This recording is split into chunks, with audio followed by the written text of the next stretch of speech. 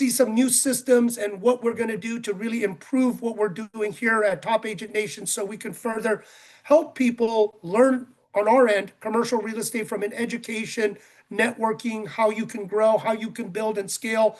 And one big thing is how you can partner and find relationships and contacts. Well, when it comes to relationships and contacts, I know this lady for a very, very long time. I don't even know sometimes when it comes to with Nicole, whether it was ARIA, whether it was FIABCI, whether it was NAR, there was just so many incredible organizations that we all really volunteered and got a part of. And so, Nicole, I just want to introduce yourself with it, but I think, what I know we are talking about FIABCI this time and to really share, how this world is globally. And I mean, I was excited when you were telling me all these different business, what you would like to do as you plug back in and expand with FIABCI. So if you don't mind, Nicole, sharing a little background about yourself. Absolutely. So I can't jump right into FIABCI without kind of giving everybody the background as to how I really got into this power networking. But when I started in the industry, I was on the admin side, and a couple years in, I was scaling teams for Keller Williams. I got into selling myself and sold about 101 listings the first 8 months that I was licensed. And I was a single agent working for a hedge fund. I had no brokerage. It was just me. So I had to network outside of my area, outside of anything that I knew to really kind of get myself out there and get what product I had, which were distressed assets that we acquired from auction that we flipped and sold at a large scale. And I started really paying attention to a lot of these events. We have tons of events in real estate, tons of different trades groups. One of the first ones that I really saw that had a action-packed lineup was Hawaii Life out of the islands. I noticed that they had some really interesting topics and speakers for their annual convention, which was very small scale in the scheme of things, but they had some amazing people. And one of the people that so I'm very intentional when it comes to networking. I only go to events that I feel like are going to have people that I can actually learn from. I'm not going to be there just to be seen.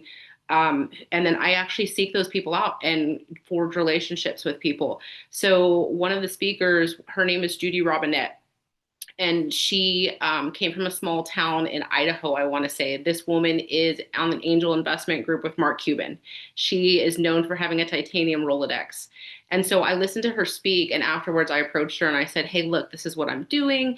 This is what I'm trying to do. And she goes, you're having all the right conversations, but you are not in any of the right rooms.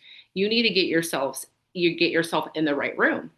So shortly after that, I joined ARIA, and ARIA just like they are amazing. They do amazing events, amazing education. ARIA is just like what I consider the upper echelon of one of these groups.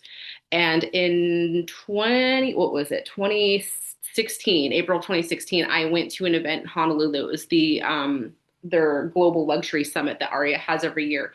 And they had somebody from FIABCI. It was one of the past presidents from Paris speaking at that time.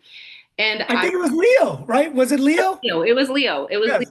So here I am, like, over 10 years later, now I'm friends with these people, but I was sitting there in the crowd, just like everybody else, just listening to, what FIABCI was. And at the time, I was just barely getting involved with ARIA. So I was like, well, I'm not going to spread myself too thin. Well, fast forward a year later, it's a Friday afternoon in April, and I'm sitting scrolling through Instagram, taking a break from the day, and I see an event for FIABCI in New York that coming Monday. And it was the installation of Susan Greenfield, who was USA president and just world president a couple years ago. But the thing that caught my eye was, again, speaker lineup. The location of the actual event for the day was at a university club, which is, if you know about the university clubs, they are very like, we couldn't post from there. We couldn't tag the location. We couldn't take pictures. Our phones had to be, it was super exclusive. I'm like, this is definitely based on the location, subject matter. These are people that I really want to learn from and be around. And then we had the luncheon that afternoon at the United Nations.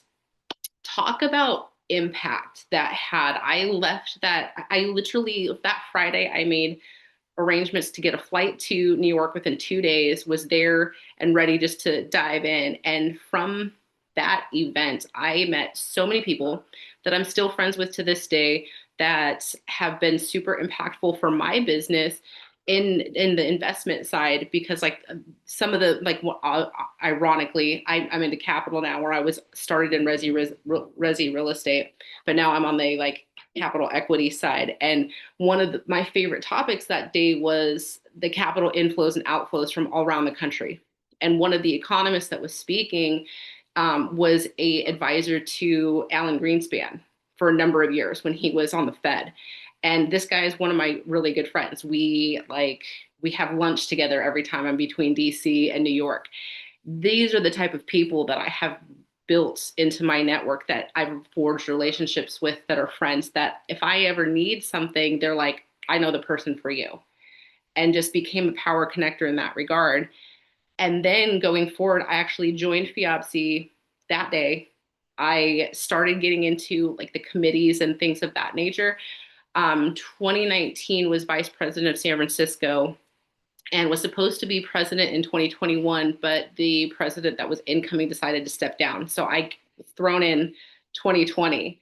At the same time, for the 2 years preceding, I was running the national committees for events and marketing, communication, marketing, PR, kind of like figurehead of both of those different committees that run the entire USA, plus having a presidency for San Francisco, which at that time there's no Southern California. I was all of California essentially president. And I will say, with any organization, and you can vouch for this too, James, like if it's what you put in is what you're going to get out. I worked for that organization. There were times where I had a committee full of people were there for the titles, but they weren't there to help. But I forged through and made things happen for the organization because I believed in the value of that organization and what they stood for. And I didn't want anyone to come to an event and feel like they were cheated, for some reason. So I forged through and got a whole bunch of things pushed through and done. And we've had some amazing events. So a little bit about FIABCI itself. So So FIABCI. Nicole, before you get started, that's where we met because I was very involved on the Hawaii, the global luxury. I'm the one that got Wing Lam to speak, the Wahoo's taco guy, Uh-huh. and was with the planning commission. So that's where we met with Leo and FIABCI when we did. I think Carmen was kind of involved in that when we did the global events. She was speaking, all of us. I was still always doing the commercial and business part of it. But I think that's what. But before we go into FIABCI, I think it's really important where you said something so important, being intentional when you go to anything. Because I had so many friends that go to networking events, go to events, really just think they're busy and being productive, waste of time. They may collect a million cards, they don't follow up, they don't do anything.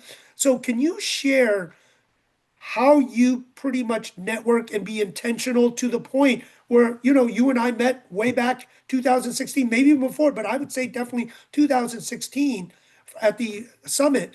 And then we kind of progressed, made friends, and now kind of working together, doing some bigger and better stuff. But that is really what your intention is. So can you share how you are intentional when you go to events?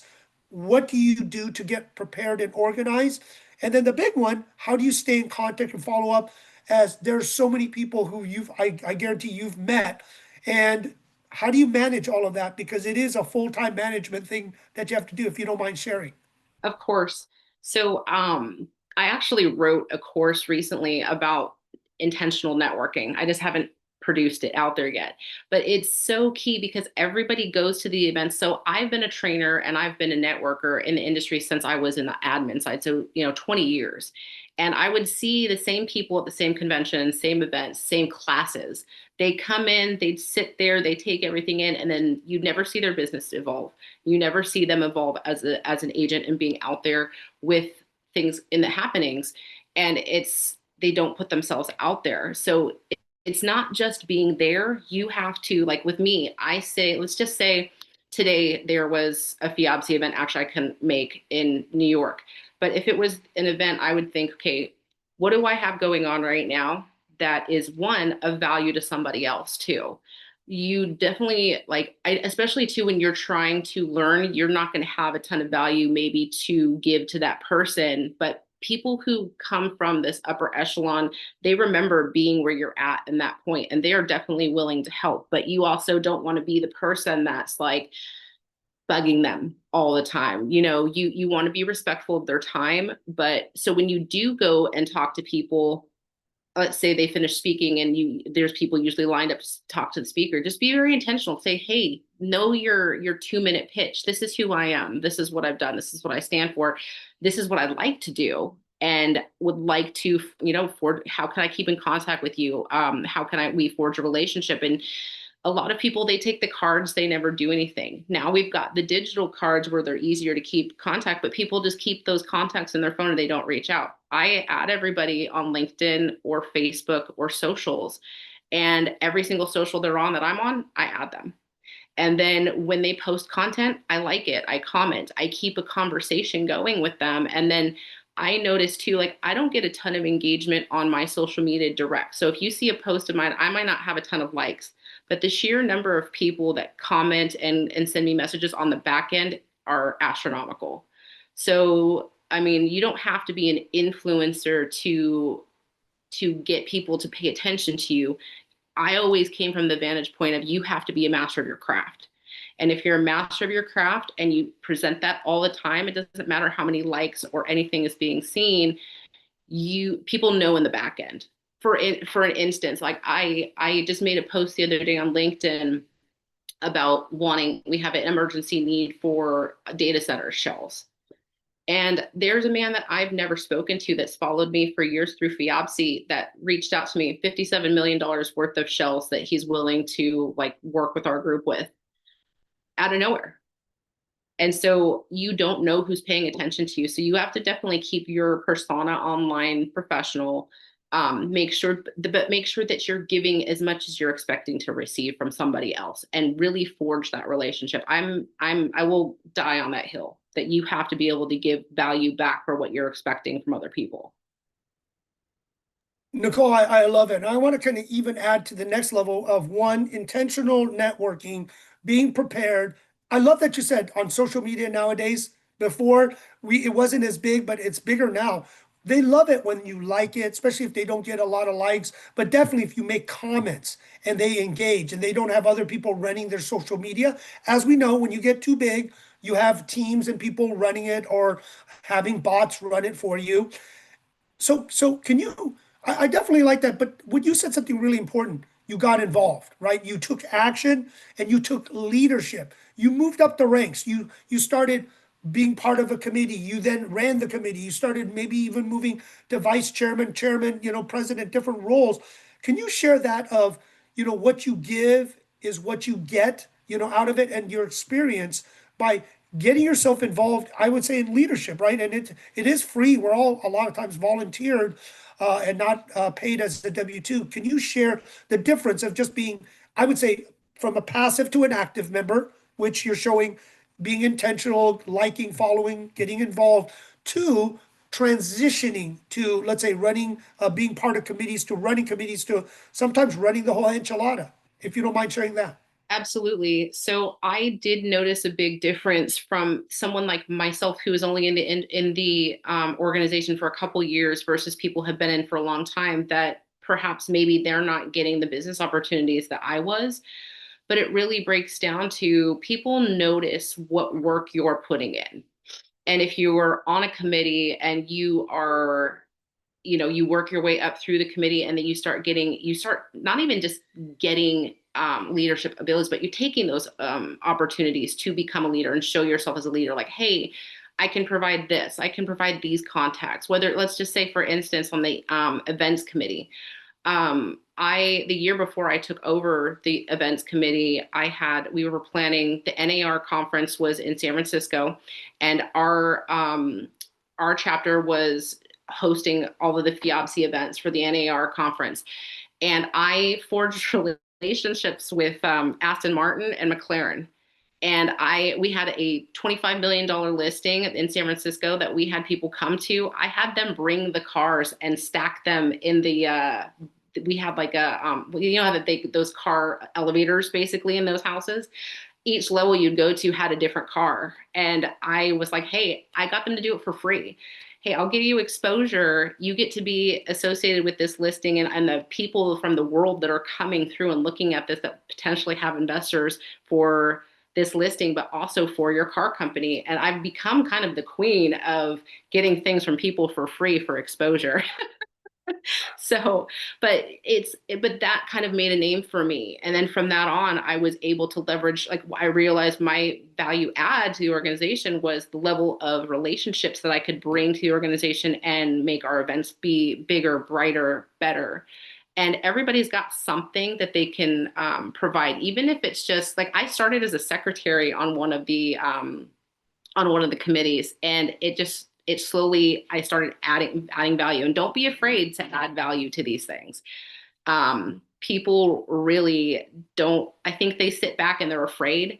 And I've been like, when I first got into real estate, I was like, you know, your disc, I was a SC. And I developed my personality to become like a DC shortly after, because it was like, okay, I know I can do this. You just have to give yourself the credit for what you know. And then what you don't know, say, I'll figure it out, and figure it out, follow through.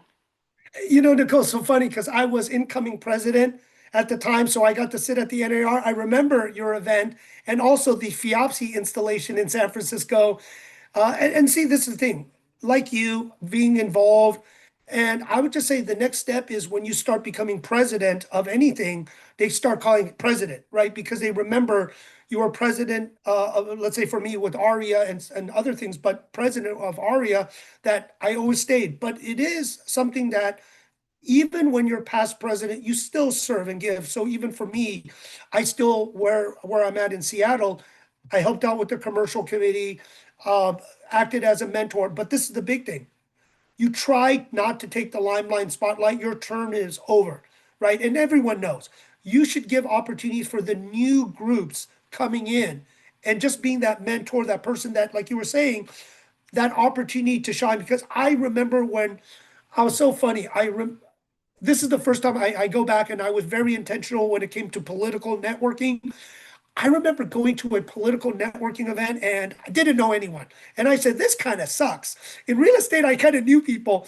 But then I started just going to events over and over. And this is now over 25 years ago, that most of the California leadership I knew, did fundraisers for, backed with campaigns and other things, that it was $100 that it meant a lot, to now sometimes a ticket was $25,000, but sometimes they would just let me in, or I still get to shake their hands. But because being involved, right? And that's the thing, it's consistency and intensity. But if you could do intensity, consistency, and also leadership without being a jerk, right? We all know those people that want to stay in power and take the limelight nonstop. Everyone knows. And to say that people don't realize and don't know, everyone does know. And that's what you were saying too, Nicole. Your reputation afterwards follows. And opportunity definitely follows you everywhere. But I saw your event in San Francisco. I was at the FIABCI event when they did I think the installation of the president, and I think the global president was there too. And this is like with Leo and many others, because of just being involved and showing up. And I would say not just showing up virtually, but showing up in person. But you got to be intentional. Nicole, I don't know how much thousands and thousands of dollars you spent, not just with your time, but showing up and spending all this money. But any kind of what you would do for anyone that may be into this networking and scalable network that you do. And we'll talk a little bit about FIABCI, but kind of anything that you would give advice to people, because I would just tell you, your net worth is your network. And it's more important now with AI and technology, building those strong relationships like you have. Absolutely.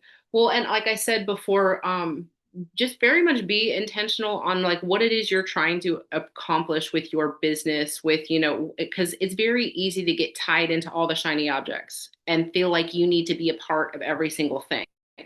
So it's really important to just focus on, what it is that I'm good at, who is in that space that I need to know. And how do I forge those relationships, whether they be at networking events or you meet them online and you are supportive of them and you kind of start a dialogue. But it all ties into, I feel like I started getting a lot of future business opportunities with FIABCI because not just of the leadership opportunities that I had because I had these titles, but I think people actually saw that she's not just here as a figurehead. She is in it. She's in the trenches. She's working to make this work for everybody else. I wonder what she can do for me on the business end as a partner. And is that somebody that I would give a referral to? Because if they are doing this in the trenches for free, I wonder how well they would work when they're actually getting paid. So I think that's actually huge in how you behave in these organizations.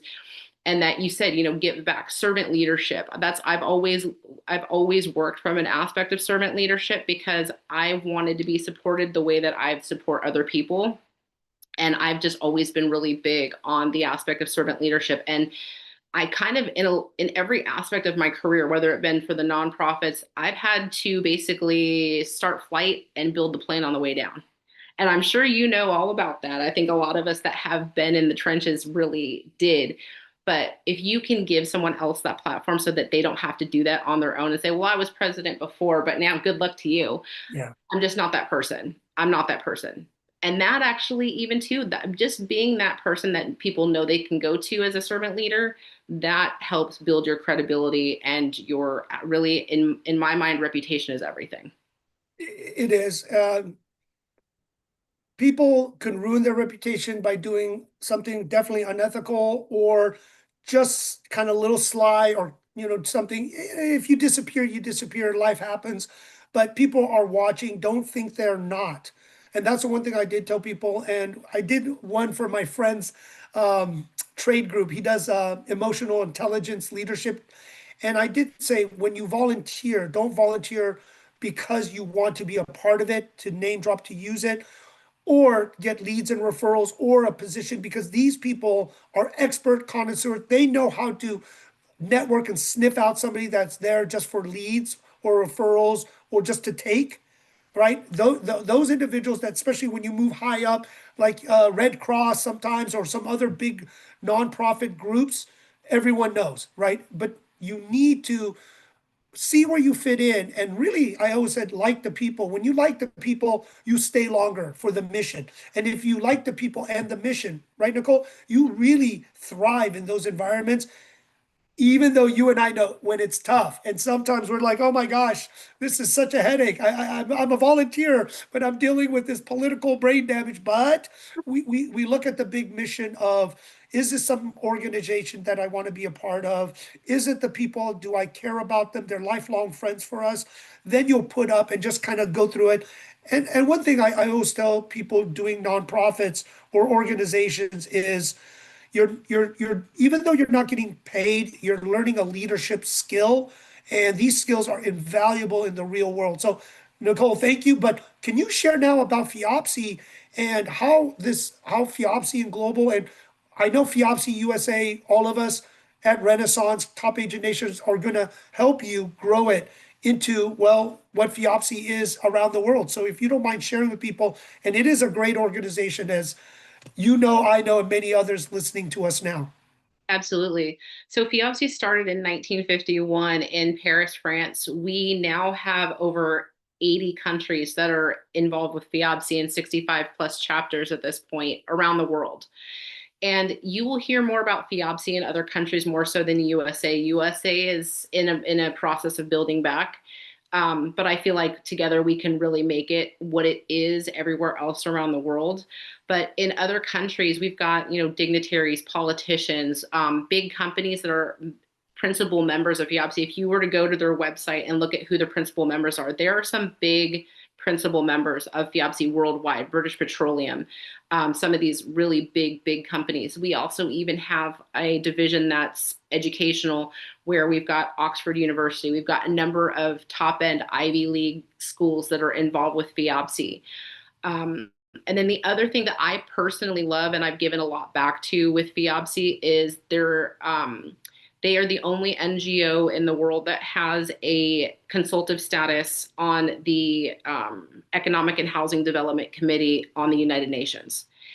And I have done a lot of the events with the United Nations. I absolutely love that. I have a passion for it. And I just think it's really cool. Like back in, I'd say 2019, in the summer, we did a UN think tank with a lot of the FIABCI members and a number of different economists around the world.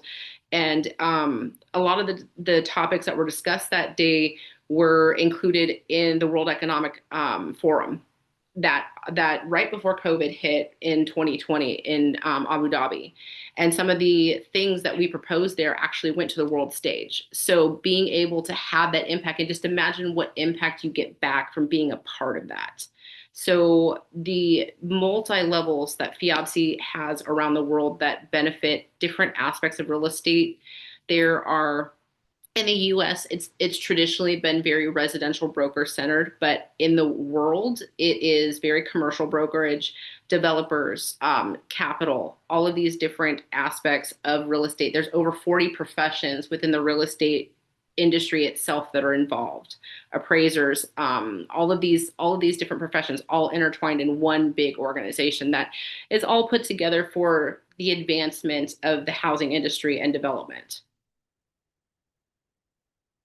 Can you share, from local chapters with 80 different chapters, how they're structured? Are they organized pretty much all the same? Um, how the different committees and different things are run from a local, or when local, it's like country level, right? Versus then international level, because I know I've gone to some of these international, and wow, I mean, the people you do meet, sometimes you just think it's local, but when you see in some of these global events, and I know during COVID, Grand Prix and everything was done locally and on the Zoom, but then now, right, in New York, right, for the installation of one of our friends. And then some of these global events that they had, I remember they were saying, oh, Jim, you got to go to Malaysia, Singapore. You got to go here. You got to go there. So can you share how it's structured, and maybe put the website, if you can, into the link so people can really understand this power? And I do like it that for those that are out there wanting to be involved in FIABCI, they're there, but they're rebuilding. We hope, and many of us, and I was always there, Nicole, on trying to get us back onto the commercial development capital market track, still care enough, because as you and I know, many of our US friends, and Susan got to be a global president, right? That was an honor for us. I think in the US, we only had two, right? I think it was only two with Susan and one other prior, maybe in the 80s, that was a global president. But I think with the US being so dominant in geopolitical international business, I was always surprised that the US didn't scale and do so much more for everything else, right? Because of just our prominence. But I think it's good to have you really back involved to rebuild, rework with everyone, add that commercial component. So if you don't mind sharing what it looks like at the US level, to how some of these global groups are being structured and intertwined and put together. And you've already said it, there's a lot of opportunities. Absolutely. So every country is a chapter. The US used to be structured where we had several councils within our chapter because we cover such a huge geographic territory. From what I understand, all of the councils have been wiped out. We only have the one chapter in USA. But typically, each country is its own chapter. And then everybody has all these different local events. So each country will have their own share of local events. I get involved, or I get invited a lot to things in the Middle East. Saudi Arabia has been doing a lot of things. Their Middle East is on the newer end. They're really starting to develop their chapters there and developing a great amount of business and opportunity. But there's twice yearly events that are global where everybody comes together. There's a global congress, and that's typically in the summertime. That's coming up here in June, and it's going to be in Vienna. So I know that's going to be a great place. They're focusing a lot on, international ties, and basically, our markets are kind of crazy all over the world right now. So everybody's trying to make sense of that. So it's great to have an idea of what's going on. Global Congress, I feel, is my absolute favorite event each year. And then every December, they have the winter meetings. And every year, typically, they follow the country to which the world president is getting installed. They usually pick it for their country. So we support that country of the incoming global president. So there are local councils and committees that help run each chapter in each country. And then there's the global councils, where you've got a global council of, people for nominations. You've got a global council for appraisers and they call valuers in other countries. So each profession per se kind of has its own committee on a global scale, and they're made up of people from all around the world. So just being able to engage on a global, they typically want you to start in your country and give to your country first before you go to the global route. But once you really get in on the global committees and stuff like that, you really have an opportunity to just make mass amounts of connections. No, I love that. Can you share with the Grand Prix? Because I know I was involved a couple of years with different US presidents with the Grand Prix. Can you share that event and what it is? So that's an amazing event, actually. And I didn't really realize until I really got into FIABCI what the value was. So the Grand Prix is where every country has their own prix in their country, and you select a number of developments that show great, green sustainability, you kind of put them up for this award, and you go through a rigorous process and a voting process with the committee in your country. The winners from that country go on to the global stage, and they basically vie for the Prix d'Excellence, which is #1 development in the entire world for that year.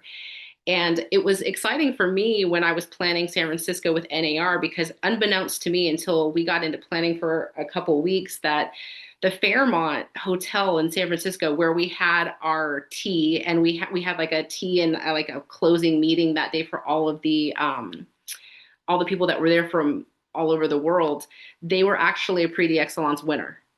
And I didn't even know that when I scheduled to have it at the Fairmont. It was like, oh wow, like I had no clue. And they actually had a plaque in the room we were in that showed that they were the Prix d'Excellence winner. So it's really kind of cool to see these amazing developments get notoriety for what they're doing to enhance developments around the world. And Nicole, for anyone that may be interested, I know you dropped the website, share the process of just kind of being engaged and instead of being lost as a member. Okay, I signed up and spent a couple $100, and now what, right? But can you tell people from your idea how to get really, really involved in FIABCI to really maximize, the opportunities, but also finding where you may fit and hopefully volunteering?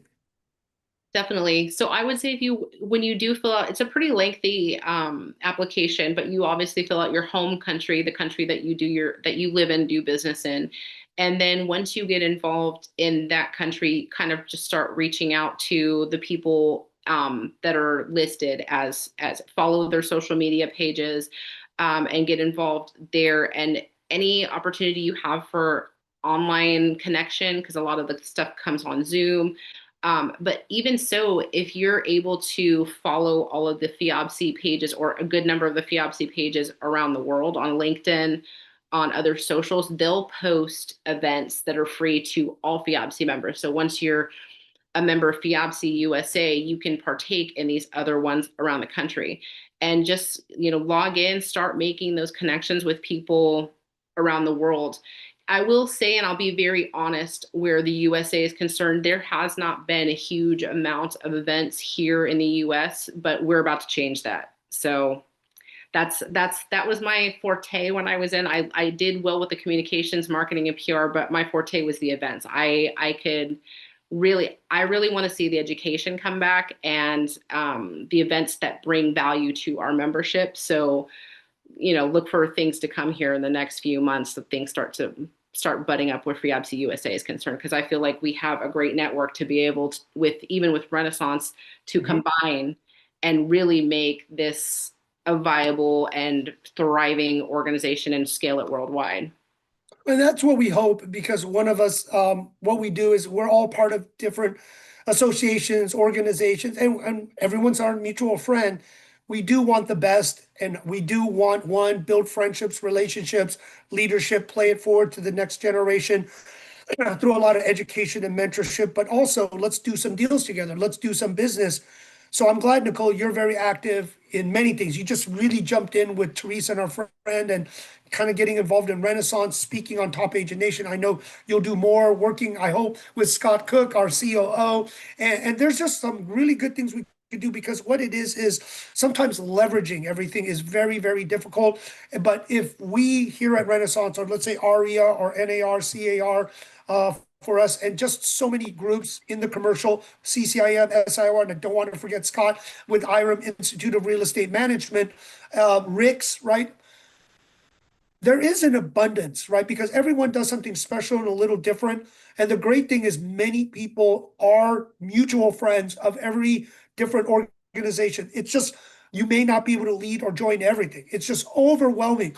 But we do care about how we can help. And this group, Nicole, you have us in our group to really help you with the commercial education, especially probably technology enhanced to help you expand, and then grow to everything else. And the good thing is, many of us from our group is well known in the Renaissance family. So, we definitely could help. I would say, what are you looking to tackle from the US, and what could FIABCI do on the global side? And then we'll say, what did you kind of get out of it? I know you gave a lot, but let's share some of the business and opportunities that you got too. But what do you think you would like to do in the US to help them get better, or support, Ritu, the incoming president? Well, I would love to jump back into helping with designing events, whether they be online or in person, because I feel like the real meat and potatoes of the organization is the networking and the education. Because FIABCI comes from such a highly educated background, and we've got so many people at our disposal that can help us with. I mean, we've got amazing economists. We've got these people who are involved with the policy and the government. And I mean, really, the only way to predict the future for our clients and for us is to create it ourselves. So Mhm. I always felt that FIABCI had that going for it. And I want to bring that back and really show the prestige that we can bring to the real estate space and develop that forward and going forward and keep a track record for that. So people coming in behind us, we're not sitting here wondering, is the sky falling, what's going to happen? No, we're making it happen because we're willing it ourselves through education, through the networking, and making sure everybody that wants to be a part of that has the opportunity to do so. I'm excited that for the US, and having you help the incoming team. And then really globally, I know they do very well, because mostly outside of the US, it is very prestigious. It is a very big organization. It's just the US just needs a little help, which is very different on the global stage. But I know there's a lot of great people. There's a lot of great support. There's a lot of great organizations that want to help. Now, let's kind of add the selfish part. You volunteered, you gave back, you helped, you give, give, give. Now, what did you kind of get, if you don't mind sharing? Because I'm sure there was a tremendous amount of opportunities that you did get, or they kind of ran by you, Nicole. So crazy. There's so many different things between Aria and FIABCI that I met in terms of, relationships. So when I was working for the hedge funds, I was a speaker for NAR, for their Financial Wellness Institute, because I technically retired at 31. And I did it because the way I built my business, I only had the hedge funds pay me a 1% up to a certain amount per year, and I invested the rest in the hedge fund. Well, you do $1 billion in business in 5 years, you pull out what you didn't spend because they didn't pay you that, you had it invested plus interest, and I had a big lump sum to play with. Through my connections in the South Pacific, was able to purchase a bulk loan portfolio of about 25 properties in Hawaii. And I own about 50% of the loans, where they're repaying the loan. And the other half, I've got Airbnbs. And I created an Airbnb empire back in 2015, before it became the thing. And because I created my own hospitality, I became known for hospitality. And after becoming president with FIABCI, I got 2 opportunities to list 2 hotels in England. The first one, I was overjoyed with being $80 million. The next one I got a couple months later, that was $200 million. And of course, COVID hit 3 months later, and we all know what happened with the hospitality industry. But just getting those opportunities and being seen, and still to this day, like I said, I put something out on LinkedIn, and because of my past roles in FIABCI and people who've been paying attention this whole time about who I am and that I'm a closer, about 58 million just last week in data centers to fund. So really, like I had said before, being hyper focused on making sure that you show who you are in these organizations is who you are in the business world, and that you're a closer, that you're going to get things done, you're going to push things through and do good on your word, you will get the business from these people. Nicole, I love it as consistent building, keep going, right? Because you could have retired, just took it easy, enjoy life, but it's like, nope, I got more to do. And then really giving back, right? You're always trying to give back, make a difference. I always say, of course, you got to get paid, something, but you're not grinding to say, oh, I need every penny, I need every amount. You are just building, building, giving, giving. And I always say a lot of the people who I've met, the biggest givers were people that got a lot, feel very blessed, and they're like, you know what? I got to play it forward. I got to give back. I got to make a difference. And I think many of us, and I know many of us globally in the world, we do want to mentor the next generation coming up, but we also want to make an impact and the difference. And I think the best one is through friendships and leverage with all these different organizations, and we all help each other, do something wonderful and large. And I know I was just on a global chamber event. I brought up your name to Doug because that is a very large organization. And I know with all of us, and this is the thing that for everyone, as you move from a passive member to an active member, and as you get from an active member to a leadership member to one day running the organization, you will start as you're still a member, like with me and Ari, I'll still give back. And I always say we're has-beens, but we still want to give back and help out. We go to other groups. And the good thing is with these skill sets and opportunity, you actually can go in. And I always say it's an accelerated leadership because you rise up, right? Because they already know who you are. You're a proven commodity of what you can do. And hopefully you just play nice in the sandbox. You know if you want to do it because of the people around you, and you make a difference. So Nicole, with you, your name's getting out there and different things again, and trying to make a difference. So I would just give this now a chance to maybe Scott, Jeff, Nicole out there, Edward, or anyone, if you'd like to ask some type of question that you may be thinking, or I'll just keep asking some more questions. But maybe Scott, with you, we were talking about Japan and other stuff, and asset property management. This fits right up your alley. Yeah, absolutely. I mean, everything works off asset management and the business brokerage I do and all of that. So yeah, absolutely. I mean, luckily I've had the benefit of hearing Nicole and a lot of stuff she does. I don't need to that extent. That's always pretty impressive. So yeah, I mean, the only other thought I have as far as on the networking side is really noting what the personality types are. Like you mentioned, Nicole, at a conference, for instance, Jim, somebody approaching you and somebody approaching me is going to be completely 180, right? I mean, and I'm not a chit chatter. I like to get to it, but one-on-one, I'll sit and talk for hours. But if you want to get me in front of 10 people, I'm probably not going to talk. I'm going to think a lot. I'm going to write stuff down. So that's my only other thought about like connecting with people is really making those notes. And I don't have the reach that Nicole and you have as far as international, but I would imagine that would be very similar. I would be making a ton of notes, like when we talk about Japan. Well, I would really have to look up. I mean, I'd be chat GPTing like crazy, like what's the culture, what's the right thing to do, what would be offensive. I mean, just because I would never want to do that, one, being a good person, but just in networking, right? Because if somebody approaches me kind of hot, I'm out. Like you could have the greatest product and the greatest price. It's just, you're going to freak me out. And I don't want to get into something with you and know that that's our communication style because it's just not for me, right? So that's my only other thought about networking. And I'm sorry, I probably went off on a tangent, but that's my only other thought is do the other stuff you're talking about. And Nicole, Scott's been in leadership and his mentor was president of IREM. Scott was chapter president of IREM and probably other titles at IREM. So with asset management, property management, I would say Scott being now, don't dating himself too much, but 30 years of experience, Well, but this this is filter where looks pretty good. I you have do. to say, I'm pretty happy with this camera. A little orange, but Well, and I'll add to what Scott says. He brought up a great point. Because of my personality type, I'm an empath through and through. So I learned with KW years ago about personality types, my own, really learned about me, but also learned how I can identify other people and relate to those people.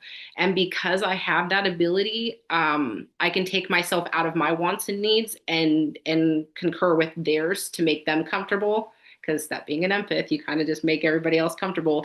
But it's been such a huge thing for me to be successful because it's not about you, it's not always about you, and of course everybody knows that, but being able to relate to all the different other personality types is a huge skill set. And also, especially in international, like you said, Scott, really knowing the customs behind, I do a lot, ironically, a lot with Middle Eastern countries. And a lot of people will be like, well, they don't really respect women or this, that. I'm like, no, you have to come across a certain type of way.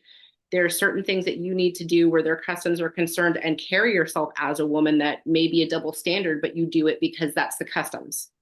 And just being able to be educated in all of those different nuances is huge. And so I would say that was a great point, Scott, because when you're networking and you're targeting who you want to talk to and they're of a different background, perhaps doing a little bit of info digging to find out how they are best related to is a great idea. Scott's speechless. He's like, well, that's good, but that's well, I'm not a Scott's no talker, nonsense.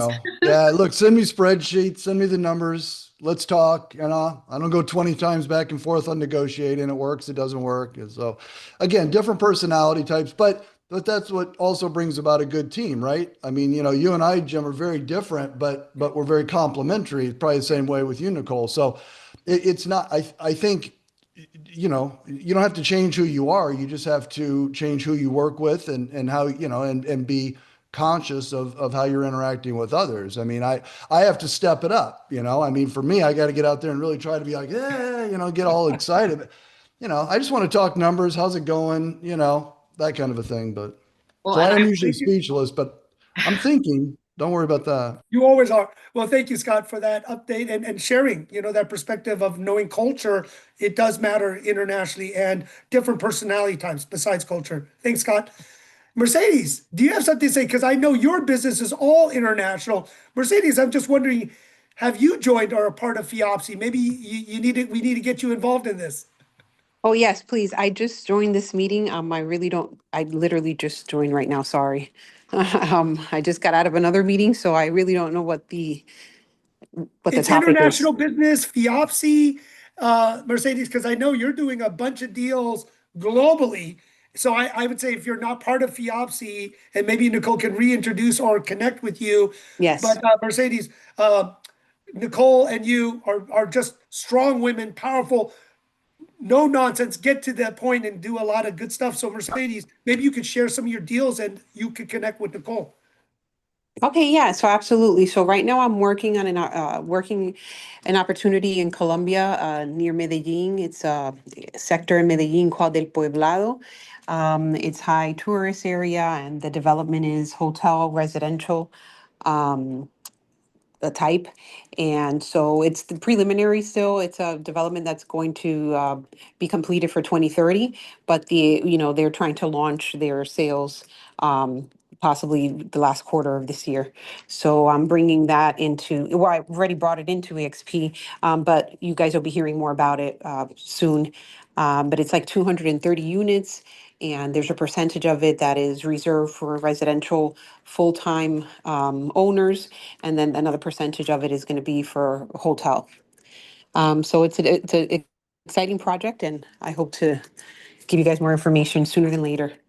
And then I do commercial real estate throughout the nation. We're more focused on New Jersey and Florida, but I've sold different type of commercial real estate throughout the nation, from industrial to office to triple net retail. Triple net And retail Nicole, being my just- favorite, one of my favorites, single tenant.